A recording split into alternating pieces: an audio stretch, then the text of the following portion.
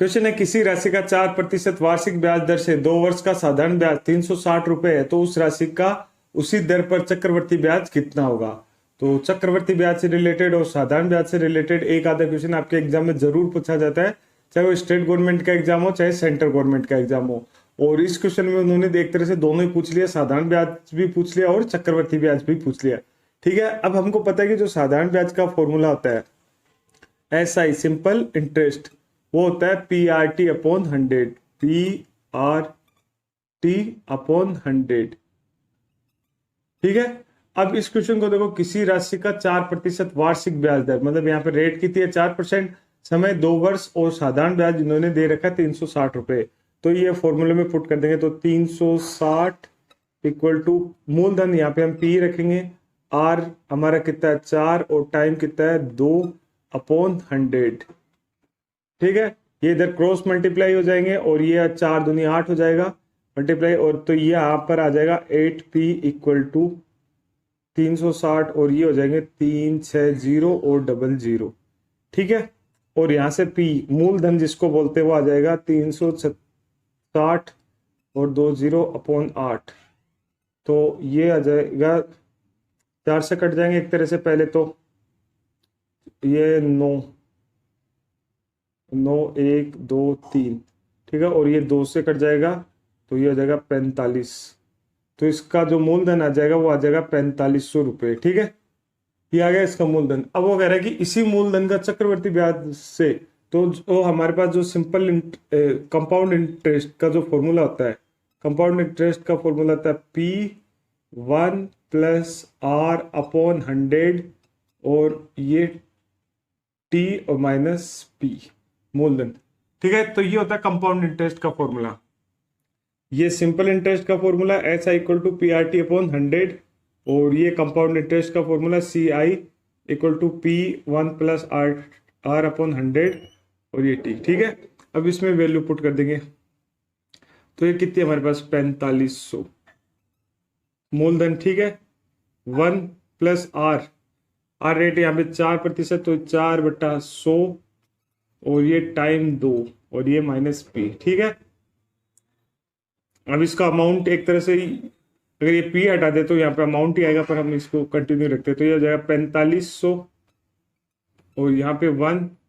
तो ये आ जाएगा मल्टीप्लाई 104/100 स्क्वायर माइनस P। ठीक है, तो ये हो जाएगा 4500, ये कट जाएंगे तो ये आ जाएगा एक तरह से 26 और 25, तो आ जाएंगे 26 मल्टीप्लाई 25 मल्टीप्लाई 26 अपॉन 25 और ये P इधर। ठीक है, ये कट जाएंगे इससे, 25 इसको काट देगा कितनी बार 450 को एक तरह से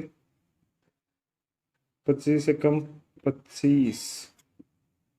20 18 180 ये कट गए। और अब ये मल्टीप्लाई करना हमको एक तरह से 180 मल्टीप्लाई 26 26 को 26 से मल्टीप्लाई करते तो आता है 676 36 3 6 दूनी 12 15 156 और ये हो जाएंगे 52 दूनी 52, तो आ जाएगा 6 7 और 6, तो आ जाएंगे 676। ठीक है, अब 676 को 180 से इधर मल्टीप्लाई कर लेते हैं एक तरह से, 676 को 180 से मल्टीप्लाई करेंगे तो यहाँ पे पहले 0 लगा देते हैं, 18 से कर लेते हैं। ठीक है, तो अब ये मल्टीप्लाई हो जाएगा, तो 0 8 6 48 4 7 8 56 56 और 4 ये 0 60 और ये 6 8 6 48 से 54। ठीक है, यहाँ पे क्रॉस और ये 0 6 7 6। ठीक है, ये आ गया 0 8 6 7 4 11 और 6 12, तो आगे 121 680। तो 121 680 में हम क्या करेंगे 25 का क्या करेंगे डिवाइड कर देंगे। ठीक है, तो ये 121 680 में हम 25 का डिवाइड इधर करते हैं, 121 680 में 25 का डिवाइड करेंगे तो 25 75 25 चौक 100 फिर बच गए 21, ये 216 25 8 200 ठीक है, ये 25 8 200, तो यहाँ पे 106 बचे, और फिर 68 25 छिक्के 150, ठीक है, तो यहाँ पे बच गए 8, और ये ठीक है, और ये 0 180, तो वापस 25 70 175, और यहाँ पे 180 में से ये बच गए 5 5 बच गए, पॉइंट यहाँ पे पॉइंट लग जाएगा, और ये 0 ये 2 25 दूनी, तो जब इसको इससे कटेंगे तो ये आ जाएगा हमारे पास 4 8 6 7.2, ठीक है। अब क्योंकि ये हमारे पास है एक तरह से अमाउंट है, और क्योंकि आगे माइनस पी लगा है, ठीक है, तो ये प्रिंसिपल, तो हमारा जो अमाउंट है वो 4500 है, तो 4500 इसमें से घटा देंगे, ठीक है, 8 7.2 में से 4500 घटा दो 0, ठीक है, तो 2 7 6 367.2, तो हमारा जो कंपाउंड इंटरेस्ट होगा वो होगा 367.2, ठीक है, तो इसका जो CI कंपाउंड इंटरेस्ट आया वो आया 367.2। तो इस वीडियो में आपको एकदम पूरे बेसिक स्टेप से पूरी कैलकुलेशन बताई गई है, और एग्जाम में आपके पास इतना टाइम नहीं होता तो वहां पे इतनी इसको थोड़ा फास्ट फॉरवर्ड सोल्व करते हैं, क्योंकि वहां पे इतना टाइम नहीं होता, तो वहां पे बहुत सी शॉर्ट ट्रिक भी काम में लेते हैं, पर ये वीडियो उनके लिए जो शुरुआत में कंसेप्ट सीख रहे हैं कंपाउंड इंटरेस्ट और सिंपल इंटरेस्ट का, तो ऐसी कैलकुलेशन इसलिए हो गई है ताकि आपके कॉन्फिडेंस है, ठीक है, तो ये सारी कैलकुलेशन है, तो इससे आपको कैलकुलेशन सोल्व करने में भी हेल्प लगती है, नहीं तो थोड़े कॉन्फिडेंस की कमी आ जाती है, उस वजह से बहुत से लोग क्वेश्चन को छोड़ देते हैं आगे जाके, तो ये इसका पूरा कैलकुलेटिव मेथड है, इसीलिए बताया गया आपको कि इस क्वेश्चन को आप पूरा खत्म करें, एंड तक आंसर लाके छोड़े।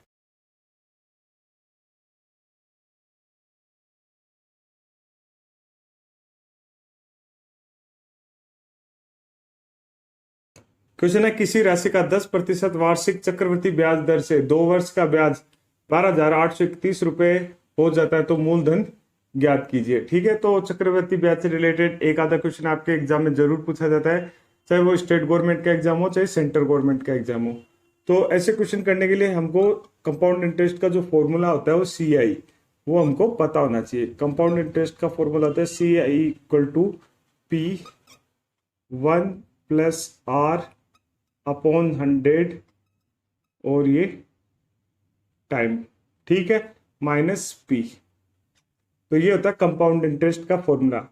कुछ बुकों में या कहीं कहीं आपको अमाउंट का फॉर्मूला ऐसे लिखाते हैं, तो वो कंफ्यूज हो जाते हैं थोड़े से, R अपॉन 100 और T, ठीक है, वहां पे ये माइनस P नहीं होता, इस वजह से थोड़े से कंफ्यूज हो जाते हैं। तो कंपाउंड इंटरेस्ट में क्या होता है कि आपका क्या अमाउंट में से तो जो प्रिंसिपल घटाते हैं तभी तो आपका ब्याज आएगा, तो बस अब इसमें पूछा कि किसी राशि का है, तो हमको मूलधन है वो पता नहीं है, तो मान लेते हैं कि मूलधन कितना है, मान लेते हैं मूलधन है P समय हमारे पास 2 वर्ष है, 2, और दर कितनी है हमारे पास 10%, ठीक है, और ब्याज बोल सकते हैं कंपाउंड इंटरेस्ट, वो हमारे पास है 12,831, ठीक है। तो ये तो अमाउंट का फॉर्मूला, पर हमारे पास यहाँ पे दे रखा है इन्होंने ब्याज, 2 वर्ष का ब्याज दे रखा, तो हम ये वाला फॉर्मूला यहाँ पे अप्लाई कर देंगे, ठीक है, बस, और फिर हमारा क्वेश्चन सोल्व हो जाएगा। कंपाउंड इंटरेस्ट हमारे पास दे रखा है 12,831 equal to P1 plus rate कितनी है हमारी 10/100 और टाइम 2 माइनस P, ठीक है। अब इसको सोल्व करेंगे तो ये आ जाएगा P, इसके नीचे 1, तो ये एक तरह से बन जाएगा 110/100, ठीक है, पावर 2 माइनस P, और ये 12,831, तो ये आ जाएगा P, और इस जीरो से इस जीरो को काट देंगे एक तरह से, पर 2 स्क्वायर हो जाएंगे, तो ये आ जाएगा 11 × 11 अपॉन 10 × 10 माइनस P, और ये 12,831, ठीक है। अब इसका आगे करेंगे, और ये हो जाएगा यहाँ पे करते हैं 12,831 इक्वल टू 11 को 11 से मल्टीप्लाई किया 121 और 10 को 10 से मल्टीप्लाई किया 100, तो आ जाएगा 121p अपॉन 100 और ये माइनस p इधर रहेगा।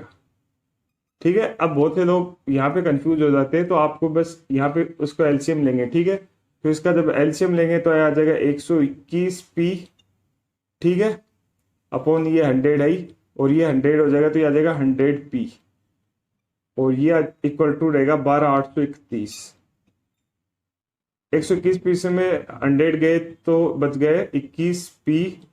अपॉन 100, ठीक है, और ये 12831, ये इससे क्रॉस मल्टीप्लाई हो जाएगा और p की वैल्यू हो जाएगी 12831 और ये 20 अपॉन 121। ठीक है, अब सॉरी 121 नहीं 21। अब 12831 में 21 का डिवाइड करेंगे, 12831